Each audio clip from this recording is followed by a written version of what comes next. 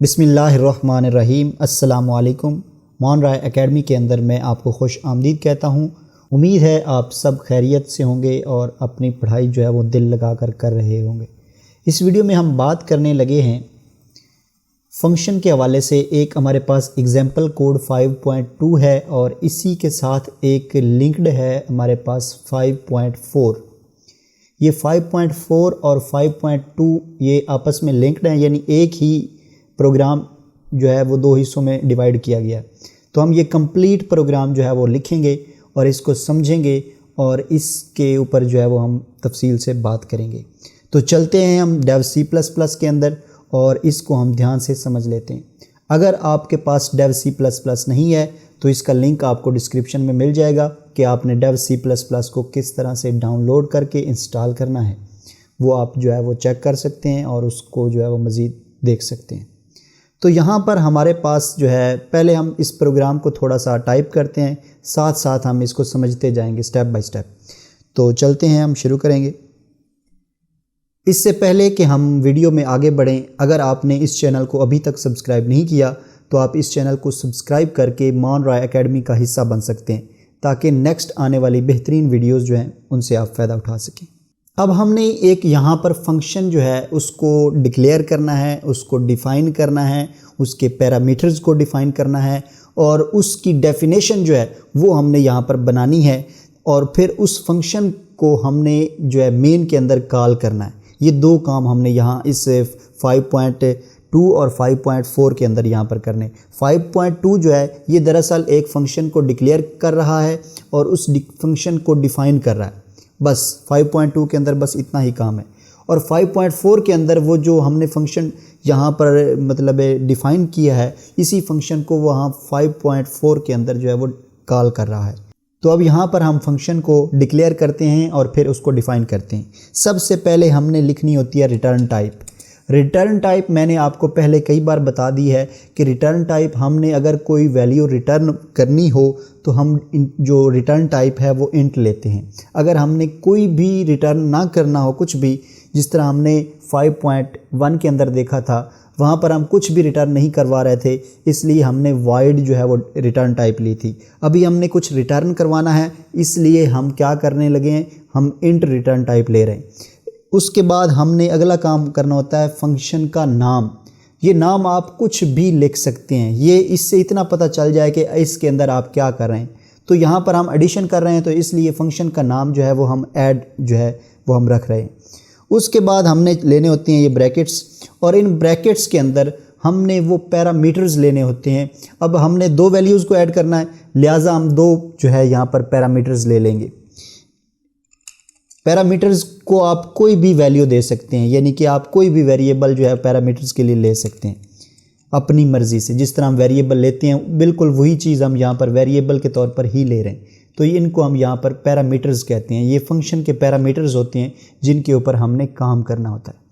तो उसके बाद हमने ये दो ब्रैकेट्स लेनी होती हैं, करली ब्रेसेस, और यहाँ हमने डिफ़ाइन करना है। ये जो फंक्शन का नाम है और ये जो पैरामीटर्स हैं इनको यहाँ इसके अंदर डिफ़ाइन करना होता है। अब हमने क्या किया है, दो पैरामीटर्स लिए हैं, उन दो पैरामीटर्स को हमने ऐड करना है। ऐड करने के लिए ज़ाहिर है मेरे पास कोई वेरिएबल होना चाहिए ताकि हम इन दोनों को ऐड करके उसके अंदर रिज़ल्ट स्टोर करवा सकें। तो रिज़ल्ट स्टोर करवाने के लिए हम एक वेरिएबल लेते हैं, उसको हम जो है वो रिज़ल्ट के तौर पर ले लेते हैं एक वेरिएबल। अब क्या करना है, हमने इस रिज़ल्ट को हमने डिफ़ाइन करना है कि ये रिज़ल्ट का जो वेरिएबल लिया है, जिस तरह हम पहले जो है वो प्रोग्राम वेरिएबल लेते थे और फिर वेरिएबल को डिफ़ाइन करते थे। तो यहाँ पर रिज़ल्ट जो है ये क्या है, ये हमारा, अगर हम x और y को जमा करें तो ये हमारा रिज़ल्ट जो है।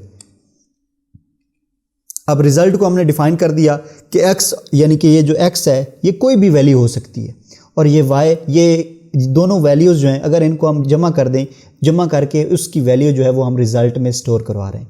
अब यहाँ तक तो ये बात क्लियर हो गई। अब यहाँ पर हमने क्या करना है, ये फंक्शन जब हम कॉल करेंगे तो हमें इसकी कोई वैल्यू नहीं मिलेगी। क्यों वैल्यू इसलिए नहीं मिलेगी क्योंकि हम यहाँ पर इस फंक्शन को वापस कुछ नहीं बता रहे कि इस फंक्शन ने वापस वहाँ से लेना क्या है। यहाँ तक तो रिज़ल्ट हो गया, रिज़ल्ट को भी हमने बता दिया कि रिज़ल्ट है क्या चीज़, लेकिन वापस इस फंक्शन को हमने कुछ बताना है कि क्या क्या हमने वापस लेना है। तो हम यहाँ पर रिटर्न करवाते हैं, इसीलिए रिटर्न हमें चाहिए रिज़ल्ट। ये रिज़ल्ट जो है ये अब इस फंक्शन को रिटर्न करेगा। इसको जब भी हम रिटर्न इस फंक्शन को कॉल करेंगे तो उसके अंदर ये रिज़ल्ट की वैल्यू जो है ये इसके अंदर आ जाएगी। वो वैल्यू कौन सी होगी?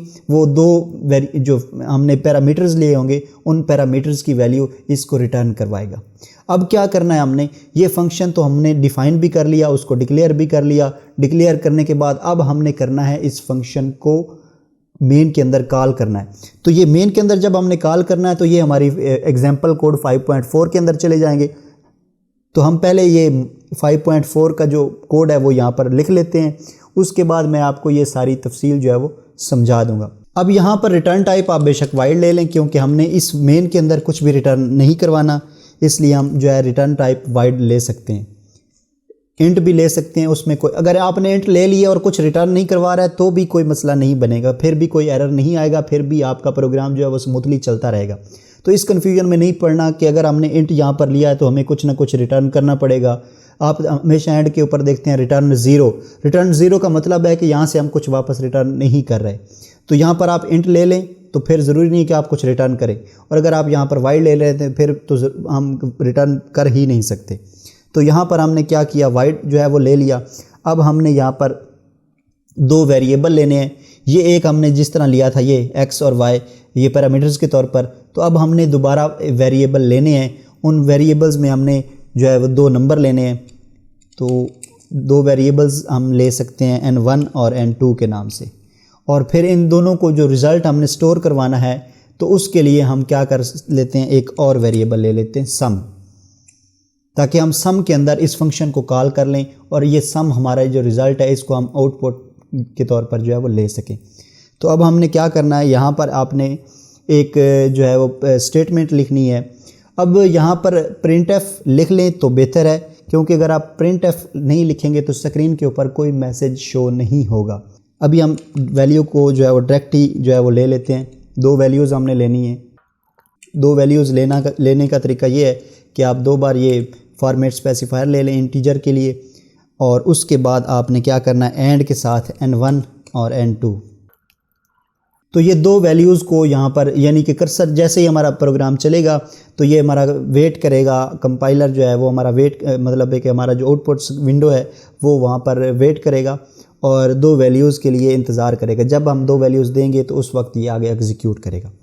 तो अब हमने दो वैल्यूज़ ले ली। अब इन दो वैल्यूज़ को हमने जमा करना है। तो जमा के लिए हमारे पास क्या है, हमने सम लिया था वेरिएबल, उस सम वेरिएबल के अंदर हमने क्या करना है, इस फंक्शन को कॉल करना है, ये फंक्शन जो हमने डिफ़ाइन किया था। तो इस फंक्शन को यहाँ पर कॉल करेंगे। कॉल करने का तरीका ये होता है कि उस फंक्शन का नाम लिखना होता है।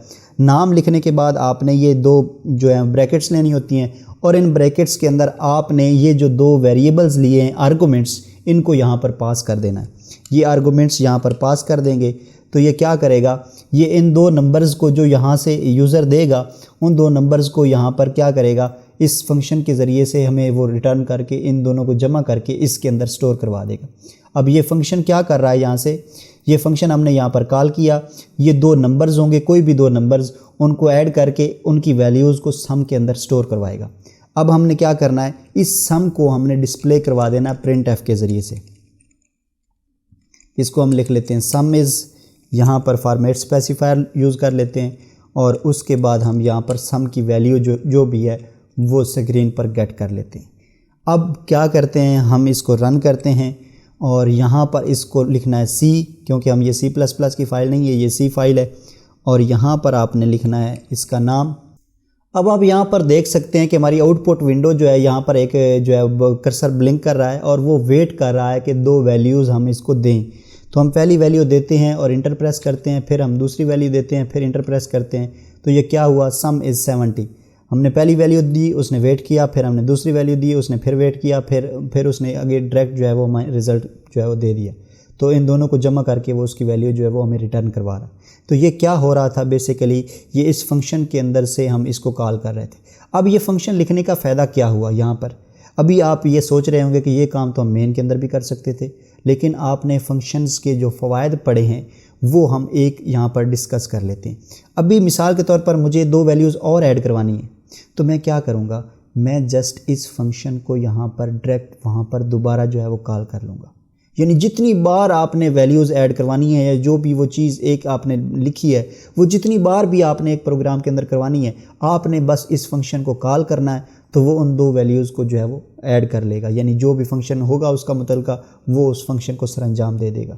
उसके लिए दोबारा आपको ये सारा कोड दोबारा आपको मेन के अंदर बार बार नहीं लिखना पड़ेगा। एक ही बार आप फंक्शन लिखें और फिर उसके बाद इसको कॉल करते जाएं। जितनी बार आपने इसको कॉल करना है बस इस फंक्शन को कॉल कर लें और ये चीज़ उसके अंदर पहले से क्योंकि मौजूद पड़ी हुई है तो वो उसको एग्जीक्यूट करता जाएगा।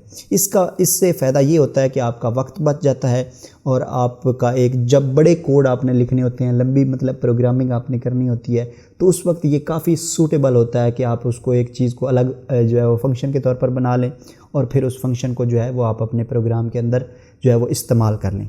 तो ये एक बहुत अच्छी अप्रोच है और बेहतरीन जो है वो एक तरीका है प्रोग्राम जो है वो लिखने का और प्रोग्रामर बनने का।